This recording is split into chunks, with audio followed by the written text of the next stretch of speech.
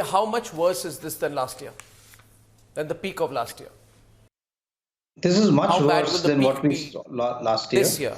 For And two how far reasons. away is the This peak? is much worse than what we saw. Firstly, what we have seen is that the number of cases has become huge. And secondly, the rate of rise of cases is much faster than what we've seen before. And this is causing a huge strain on the healthcare services. We're running out of hospital beds. We're having a huge problem in terms of managing our sick patients. And if the numbers keep rising like this, there's going to be a big problem as far as the healthcare infrastructure is concerned. It is getting stretched. And we must understand that we need to really bring these cases down on an urgent basis.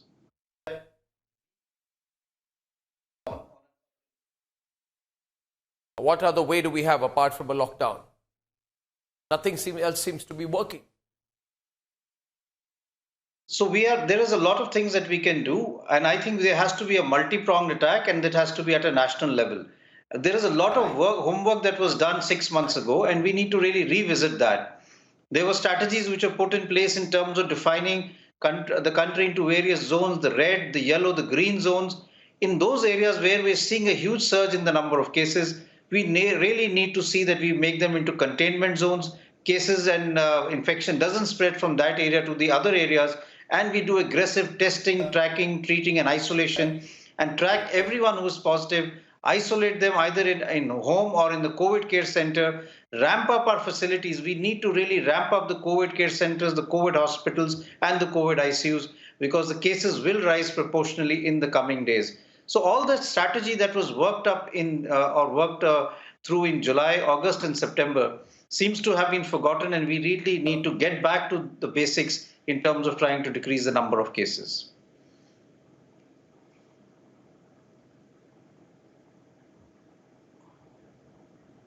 I'll get back later to how we got here. But have we been irresponsible? Yes, I would say we've been responsible. We've got this on ourselves. When our situation was very good in January and February, everyone felt that now COVID is over and now the vaccine is here. But that was not true. The virus was still amongst us. And because we really let our guard down, we did not have COVID appropriate behavior. We started having parties. This led to this huge surge in the cases. And we haven't really learned from history itself. If you look at the history of the 1918 pandemic, this is exactly what happened. After the first wave, people started having parties. They thought now the influenza pandemic is over. And that led to a huge second wave, which caused more deaths than the first wave. And this is exactly what we're seeing now as what we had seen in 1918.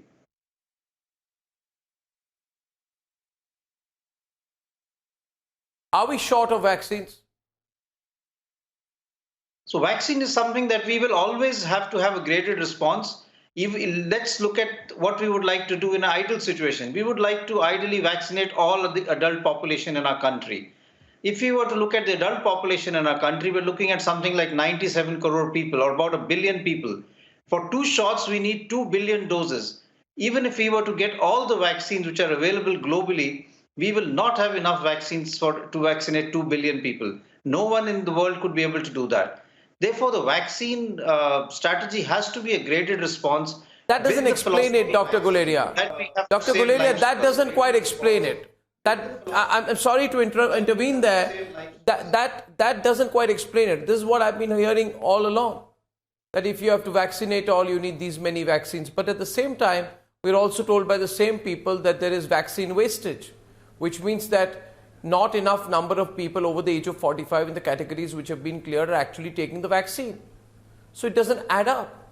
And I think denying a vaccine to any adult when it is available is a crime.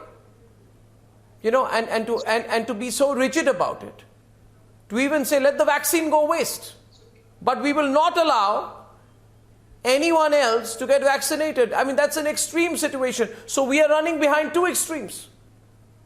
We have the government which has decided that no, we cannot give everyone the vaccine, even if we have more than we're actually using. Why can't we say that we create criteria where others in need of the vaccine or if the vaccine is to go waste, can get vaccinated. Every time you waste a vaccine, you have a greater chance of one more person being infected. Why don't we look at it that way?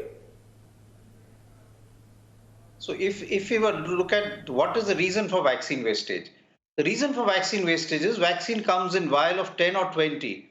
So if you open a vaccine vial late in the evening and you have only 2 people to vaccinate, you have 18 doses which may go waste. So it's an issue of trying to develop a strategy that all the doses which are opened up late in the evening get used. And also that it's done in a proper manner and it's not exploited. There are also stories that one hears of it being purposely done. Sure, so why don't we do that? Extra vaccines being sold in the black market. So I think we need to really look at the whole situation and see how we can have optimum utilization, keeping the But you need to trust your medical institutions. Right, because if you were to open it up for everyone, you need to trust your medical institutions. Say someone at the age of 18 to 30 got it, and someone who was 60 years old did not get the vaccine and died because he did not get the vaccine, it would actually be unethical to deny those who have a higher risk of dying because of COVID. That would not be the case, because if there was someone over the age of 45 who was to get the vaccine, they would have got it within the day. But if there were any unused vials, then those unused vials could be given to those, who are more keen to have the vaccine. I feel we are going between two extremes, but you did not answer my question. Are we short of vaccines, Dr. Guleria? Can we not import enough for our people when we've given away at least 5 million doses, 6 million doses to Bangladesh and Pakistan we've been giving as part of our international protocol? No, why don't we import more vaccines? We've been great to the world. We've given vaccines to Pakistan, to Bangladesh, to the Dominican Republic. What about Indians? So if I may add, it would be great if we could get vaccines from outside, but we need to have companies willing to come and give it to us from outside.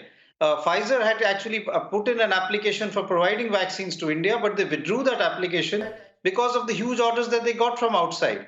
And we have to look at whether these vaccines are practical to be used in our country. We don't have minus 70 degrees available across the country to transport vaccines which have to be kept at minus 70 degrees centigrade. So I think we have to really look at vaccines which are practical for our country, which are cost effective, and which we can really roll out to even in rural part of the country. And the vaccines that we have currently, the third one which has also got approved, are the ones which meets the criteria. If we have to have a vaccine which has to be kept at minus 70 degrees, it's going to be difficult to get that. Sputnik 5. But I do agree with you that we need to get as many vaccines as we can for our population. Sputnik 5. And even if we have to get them from outside, we need to develop a strategy to do that. But the Russian anti-COVID vaccine Sputnik V does not need to be kept in minus 70. Is it an effective vaccine? Can we import a lot from Russia? It's a very effective vaccine. The data which has been published in peer-reviewed journal shows an efficacy of 91%, and it's very safe. And therefore, I think this is a vaccine which will also be very useful as far as the Indian situation is concerned.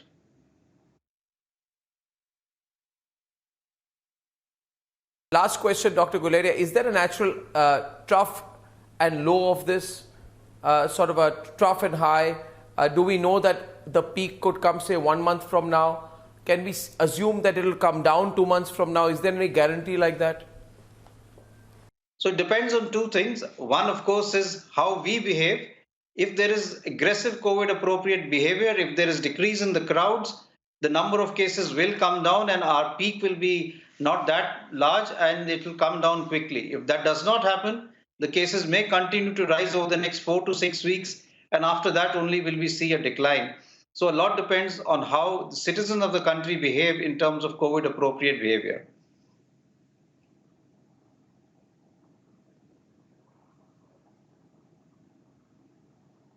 Okay. Dr. Guleria, I thank you very much for joining us. I know you're right there in the middle of a battle. Can't wish you all the luck in leading this battle. Thank you.